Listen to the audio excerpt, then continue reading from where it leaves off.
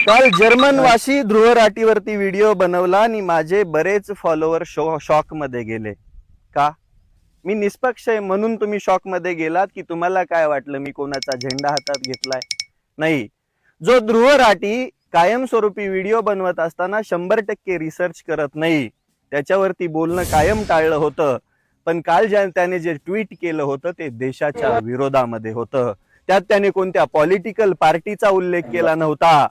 त्यामध्ये तो स्पष्ट बोलला होता की अंदमान निकोबार बेटांकडे बघत असताना भारत स्वतःची स्ट्रेट ऑफ हॉर्मोन्स म्हणून बघतोय, हा सगळ्यात मोठा जोक आहे.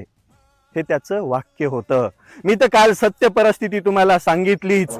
चीनच्या गोट्या दाबण्यासाठी आपल्याला ग्रेट निकोबार बेटांवरती लष्करी तळ आणि तिथं लष्कराचं सामर्थ्य वाढवणं गरजेचं आहे. भविष्यातील धोका बघता, म्हणजे लगेच युद्ध करायला जायचंय असं काही नाहीये.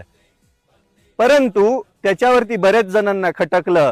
सरकारच्या विरोधात आम्ही पण भांडतो, भिकारचोट खाजपला रोज शिव्या देतो, अंडुल्या अंड भक्तांना रोज शिंगावरती घेतो आणि ते कायम घेत राहणार आहोत. पण देशाच्या विरोधी बोलत असताना स्वतःची जीभ सांभाळायला पाहिजे आणि आपल्यालाच लई कळतं असं म्हणणं म्हणजे योग्य नाहीये. ध्रुव राटीने जे केलं ते म्हणजे भारतीय नागरिकांना भारताच्या मिलिटरी योजनांना जोक म्हणणं म्हणजे देशद्रोहासारखा गुन्हा आहे.